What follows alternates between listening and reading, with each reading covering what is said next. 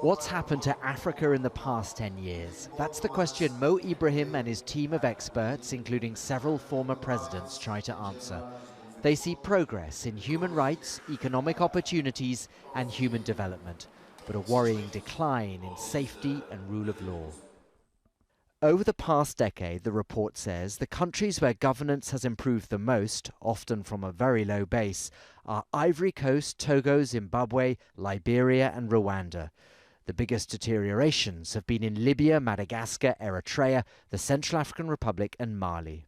This report argues that Africa is not a rising continent, nor is it a hopeless continent. There is no single African story. A majority see a slight improvement in living standards, but there are many failures and setbacks along the way.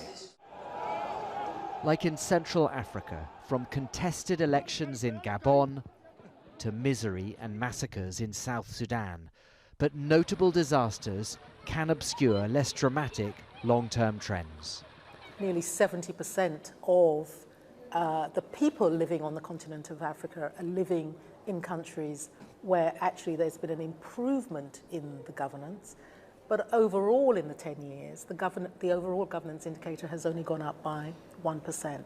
So for me, I want to see faster progress. Africans are online these days, just like the rest of us, and where information flows, there's more transparency. Our children are better educated than us in Africa. The social media, the information at everybody's fingertip. We're having a much more open societies now, and that enables really a better quality of dialogue and discussion. But in oil-rich countries like Nigeria, corruption still thrives.